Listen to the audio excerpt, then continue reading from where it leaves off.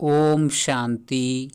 आइए सुनते हैं प्यारे बाप दादा की 1 मार्च 2023 की साकार मधुर मुरली। मीठे बच्चे, बेहद ड्रामा के आदि मध्य अंत को समझना है। जो पास्ट हुआ वही अब फिर प्रेजेंट होना है। अभी संगम युग प्रेजेंट है, फिर सतयुग आना है। प्रश्न है, श्रीमत पर अपने आप को परफेक्ट बनाने की विधि कौन सी है? उत्तर, अपने आप को परफेक्ट बनाने के लिए विचार सागर मंथन करो। अपने आप से बातें करो। बाबा, आप कितने मीठे हो, हम भी आप जैसा मीठा बनेंगे। हम भी आपके समान मास्टर ज्ञान सागर बन सबको ज्ञान देंगे। किसी को भी नाराज नहीं करेंगे। शांति हमारा स्वधर्म है, हम सदा शांत रहेंगे। अशरीरी बनने का अभ्यास करेंगे। ऐसी स्वयं से बातें कर स्वयं को परफेक्ट बनाना है। गीत बजा, माता ओ माता जीवन की दाता। ओम शांति। शिव भगवानुवाच, सिर्फ भगवानुवाच कहने से मनुष्य कुछ नहीं समझ सकेंगे। नाम जरूर लेना पड़ता है। गीता सुनाने वाले जो भी हैं वह कहते हैं कृष्ण भगवान उवाच। वह पास्ट में हो गए हैं। समझते हैं श्री कृष्ण आया था और गीता सुनाई थी, वह राजयोग सिखाया था। अब जो पास्ट हो गया वह फिर प्रेजेंट जरूर होना है। जो प्रेजेंट है वह फिर पास्ट होना है। जो पास्ट हो जाएगा उसको कहेंगे बीत गई। तो अब शिव बाबा आया है, जरूर होकर गया है। शिव भगवान उवाच, जो ऊंच ते ऊंच है वह सबका बाप है। जिसको सर्वशक्तिमान कहा जाता है वह बैठ समझाते हैं, तुम उनके बच्चे शिव शक्तियाँ हो। शिव शक्ति की महिमा गीत में सुनी ना। शिव शक्ति जगत अम्बा होकर गई है, जिसका यह यादगार है। होकर गए हैं, फिर आने हैं जरूर। जैसे सतयुग पास्ट हुआ, अब कलयुग है, फिर सतयुग आने वाला है। अभी पुरानी दुनिया और नई दुनिया का संगम। जरूर नई दुनिया होकर गई है, अब पुरानी दुनिया है। जो सतयुग पास्ट हुआ है, फिर भविष्य में आना है। यह समझ की बात है। ज्ञान है ही समझ, वह है भक्ति, यह है ज्ञान। सृष्टि का चक्र कैसे फिरता है वह समझना है। उनको समझने बिगर मनुष्य कुछ भी समझ नहीं सकते। ड्रामा के आदि मध्य अंत को समझना है। उस हद के ड्रामा के आदि मध्य अंत को तो जानते हैं। यह है बेहद का ड्रामा, इसको मनुष्य समझ नहीं सकते। बाप जो बेहद का मालिक है वही खुद आकर समझाते हैं। शिव भगवान वाच है, न कि श्री कृष्ण भगवान वाच। कृष्ण को भी श्री कहते हैं क्योंकि उनको श्रेष्ठ बनाने वाला बाप है। भारतवासी बेचारे यह नहीं जानते हैं कि कृष्ण ही नारायण बनते हैं। हम अभी कहते हैं बेचारे बेसमझ हैं, सब गरीब दुखी पतित हैं। हम भी थे, परंतु अभी हम पावन बन रहे हैं। पतित पावन बाप अब हमको मिला हुआ है। कृष्ण को पतित पावन नहीं कहा जाता है। नई पावन दुनिया बनाने वाला रचयिता बाप ही है, जिसको परमपिता परमात्मा सर्वशक्तिमान कहा जाता है। वही पतित दुनिया को पावन बनाने वाला है। पतित सृष्टि को पावन बनाने वाला है। पतित सारी सृष्टि है। रावण पतित बनाते हैं। पतित पावन एक ही ईश्वर है। मनुष्य पतित से पावन बना नहीं सकते कोई भी हालत में। सारी दुनिया का सवाल है ना। समझो करके सन्यासी 1-2 करोड़ पावन हों, फिर भी 500-600 करोड़ पतित हैं, तो जरूर इसको पतित दुनिया कहेंगे ना। वास्तव में शिव भगवान उवाच, पतित दुनिया में एक भी पावन हो नहीं सकता। बाप कहते हैं, तुम बच्चों को पावन बनाने लिए सारी सृष्टि को पावन बनाता हूँ। पतित पावन का अर्थ ही है विश्व को पावन बनाने वाला। शिव बाबा खुद कहते हैं, मैं पतित से पावन बना रहा हूँ। तुमको ही पावन दुनिया का मालिक बनना है। नई दुनिया में है आदि सनातन देवी देवता धर्म, यह भी कोई नहीं जानते। शिव बाबा को भी कोई नहीं जानते। पूछो तुम जो निराकार परमपिता परमात्मा शिव की जयंती मनाते हो, वह कब आया? निराकार आया कैसे? जरूर निराकार तो शरीर में ही आएगा, तब तो कर्म कर सके। आत्मा शरीर बिगर कर्म थोड़े ही कर सकेगी। परमात्मा आकर जरूर ऊंच बनाने का ही कर्म करेंगे। सारे विश्व को पावन बनाना यह एक ही के हाथ में है। मनुष्य तो दुखी ही दुखी है। भक्त भगवान को बुलाते हैं तो जरूर भगवान एक होना चाहिए। भक्त अनेक हैं। शिव भगवान उवाच, मैं शिव भगवान तुम बच्चों को राजयोग और सृष्टि चक्र का ज्ञान समझाता हूँ। अर्थात अब तुम्हारी आत्मा को सृष्टि चक्र का ज्ञान है। जैसे मुझ बाप को सृष्टि के चक्र का ज्ञान है, मैं आया हूँ तुमको सिखलाने। सृष्टि चक्र फिरना तो जरूर है। पतित से पावन बनना है। कोई तो निमित्त बनते हैं ना। 5 विकारों रूपी जेल से लिबरेट करने में आता हूँ। मैं शिव हूँ जो अभी इस तन में बैठा हूँ। तुम कहेंगे मैं आत्मा इस शरीर में बैठा हूँ। मेरे शरीर का नाम फलाना है। शिव बाबा कहते हैं, मेरा निराकारी शरीर तो है नहीं। मुझ परम पिता का नाम शिव ही है। मैं परम पिता परमात्मा स्टार मिसल हूँ। मेरा शिव नाम एक ही है। तुम ही शालिग्राम हो, परंतु तुम्हारा नाम 84 जन्मों में बदलता रहता है। मेरा तो एक ही नाम है। मैं पुनर्जन्म नहीं लेता हूँ।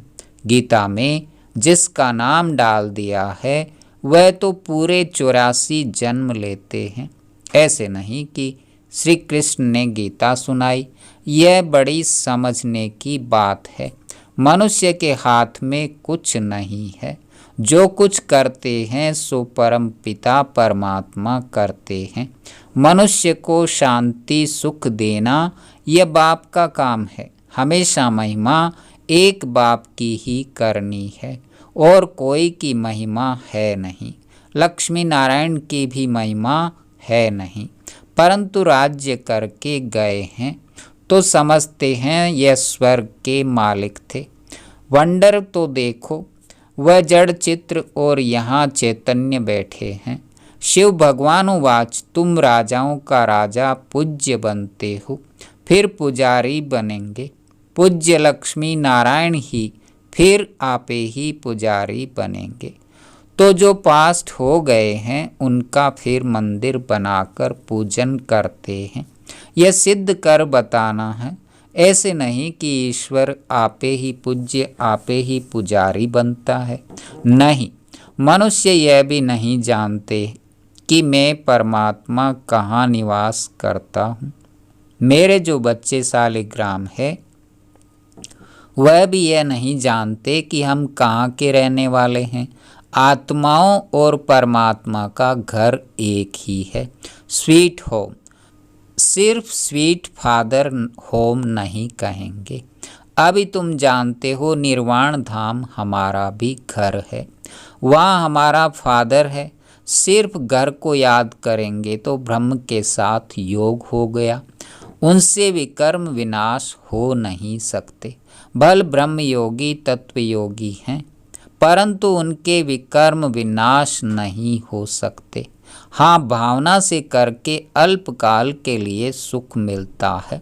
जितना याद करेंगे उतना शांति मिलेगी।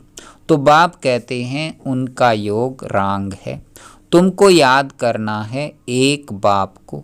बाप कहते हैं मुझे याद करने से तुम्हारे विकर्म विनाश होंगे। श्री कृष्ण ऐसे कह नहीं सकते, वह तो वैकुंठ का मालिक है। वह थोड़े ही कहेगा अशरीरी बन शिव बाबा को याद करो व मुझे याद करो। सारा मदार गीता को करेक्ट कराने पर है। गीता खंडन होने कारण भगवान की हस्ती गुम हो गई है। कह देते हैं ईश्वर का कोई नाम रूप है नहीं। अब नाम रूप काल तो आत्मा का भी है। आत्मा का नाम आत्मा है, वह भी परम पिता परम आत्मा है। परम अर्थात सुप्रीम, ऊंच ते ऊंच, वह जन्म मरण रहित है, अवतार लेते हैं। ड्रामा में जिसका पाठ है उनमें ही प्रवेश करते हैं और उसका नाम ब्रह्मा रखते हैं। ब्रह्मा नाम कभी बदल नहीं सकता, ब्रह्मा द्वारा ही स्थापना करते हैं। तो वह श्री कृष्ण के तन में थोड़े ही आएंगे। अगर वह दूसरे में आए तो भी उनका नाम ब्रह्मा रखना पड़े। मनुष्य कहते हैं दूसरे कोई में क्यों नहीं आता। अरे वह भी किसके तन में आए, वह आते ही हैं ज्ञान देने के लिए। दिन प्रतिदिन मनुष्य समझते जाएंगे, तुम्हारी वृद्धि होती जाएगी। अवस्था बड़ी अच्छी चाहिए। जैसे ड्रामा के एक्टर्स को मालूम होता है हम घर से स्टेज पर पार्ट बजाने आए हैं, वैसे हम आत्मा या शरीर रूपी चोला लेकर पार्ट बजाती है। फिर वापस जाना है, शरीर छोड़ना पड़ता है। तुम्हें तो खुशी होनी चाहिए, डरना नहीं चाहिए। तुम बहुत कमाई कर रहे हो। शरीर छोड़ने वाले खुद भी समझ सकते हैं हमने कितनी कमाई की है। तुम समझते हो जो शरीर छोड़कर गए हैं उनमें से किसका मर्तबा बड़ा कहें। फलाने बहुत सर्विस करते थे, जाकर दूसरा शरीर लिया, इन एडवांस गए हैं। उनका इतना ही पाठ था, फिर भी कुछ न कुछ ज्ञान लेने लिए आ जाएं, हो सकता है। वारिस तो बन गए ना। किसके साथ हिसाब किताब चुकतू करना होगा वह खलास करने गए। आत्मा में तो ज्ञान के संस्कार हैं ना। संस्कार आत्मा में ही रहते हैं, वह गुम नहीं हो सकते। कहाँ अच्छी जगह सर्विस करते होंगे। नॉलेज के संस्कार ले गए तो कुछ न कुछ जाकर सर्विस करेंगे। ऐसे तो नहीं सब जाते रहेंगे, नहीं। हाँ, इतना जरूर है योग में रहने से आयु बढ़ती है। मैनर्स भी बड़े अच्छे चाहिए। कहते हैं बाबा आप कितने मीठे हो, मैं भी आप जैसा मीठा बनूंगा, हम भी ज्ञान सागर बनेंगे। बाप कहते हैं अपने को देखते रहो, मैं मास्टर ज्ञान सागर बना हूँ। माता पिता समान औरों को ज्ञान देता हूँ। हमारे से कोई नाराज तो नहीं होता है। शांति को धारण किया है। शांति हमारा स्वधर्म है ना। अपने को अशरीरी आत्मा समझना है। देखना है मेरे में कोई विकार तो नहीं है। अगर कोई विकार होगा तो नापास हो जाएंगे। ऐसे ऐसे अपने से बातें करनी पड़ती है। यह है विचार सागर मंथन कर अपने को परफेक्ट बनाना श्रीमत से। बाकी सब आसुरी मत से अनपरफेक्ट बनते जाते हैं। हम भी कितने अनपरफेक्ट थे, कोई गुण नहीं था। गाते हैं ना मैं निर्गुण हारे में कोई गुण नहीं। अक्षर कितने अच्छे हैं। महिमा सारी परमपिता परमात्मा की ही है। गुरु नानक भी उनकी महिमा करते थे। तो मनुष्यों को भी समझाना है। यह भी बच्चे जानते हैं, कल्प पहले जिनका सेपलिंग लगा है वही आएंगे और धारण करेंगे। नहीं तो जैसे बायरे मुआफिक आया और गया। या तो तुम जानते हो, हमको नॉलेजफुल फादर ने जो नॉलेज दी है वह कोई में भी नहीं है। हम गुप्त वेश में हैं। फिर हम भविष्य में स्वर्ग के मालिक बनेंगे। कर्म तो सब कर रहे हैं, परंतु मनुष्यों के कर्म सब विकर्म होते हैं, क्योंकि रावण की मत पर करते हैं। हम श्रीमत पर कर्म करते हैं। श्रीमत देने वाला है बाबा। बाबा ने समझाया है, तुम हो सेल्वेशन आर्मी। सेल्वेशन आर्मी उनको कहा जाता जो किसके डूबे हुए बेड़े को पार लगाते हैं, दुखी को सुखी बनाते हैं। अभी तुम श्रीमत पर सबका बेड़ा पार कर रहे हो। बलिहारी तो शिव बाबा की है ना। हम तो मूर्ख थे। बाप की मत मिलने से फिर औरों को भी मत देते हैं। बाप सम्मुख आकर श्रीमत देते हैं। रावण तो कोई चीज़ नहीं जो आए माया विकारों में घसीट लेती है। यहाँ तो बाप मत देते हैं, जैसे स्कूल में टीचर पढ़ाते हैं। रावण तो कोई चीज़ नहीं है जो उल्टा पढ़ाए। बाप तो है ज्ञान का सागर।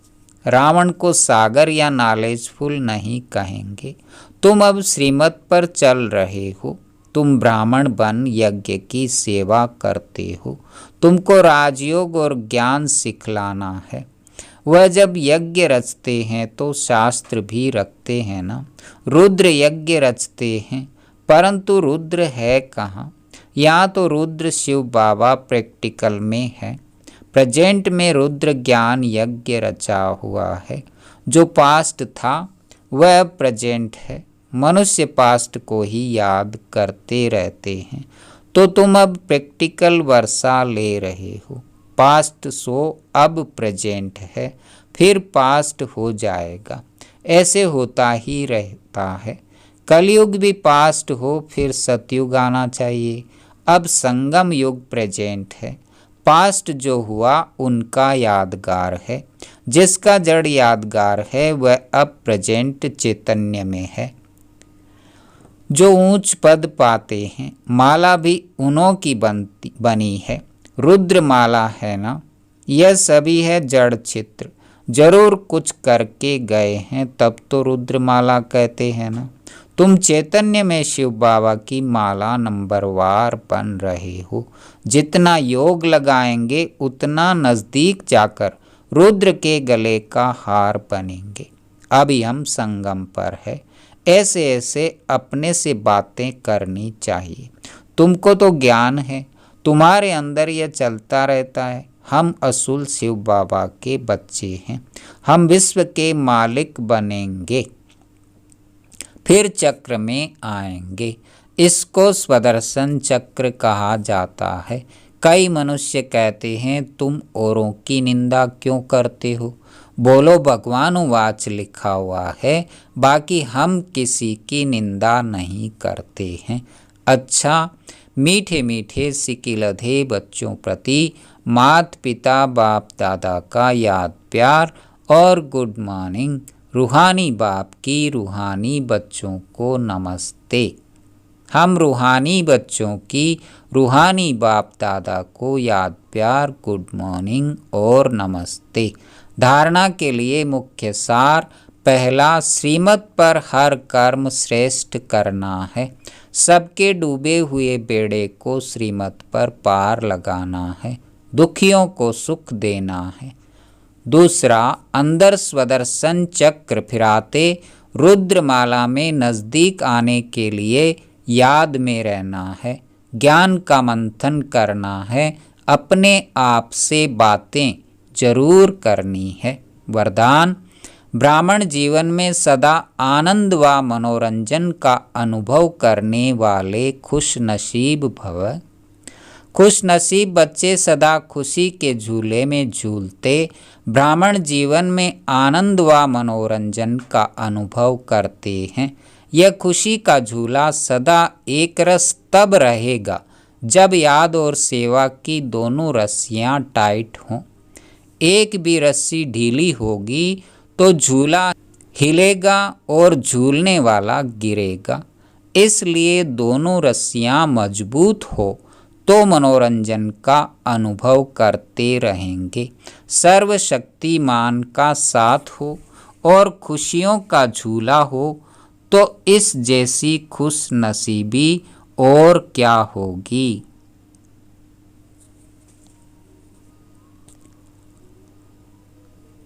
स्लोगन: सबके प्रति दया भाव और कृपा दृष्टि रखने वाले ही महान आत्मा है। ओम शांति, ओम शांति, ओम शांति।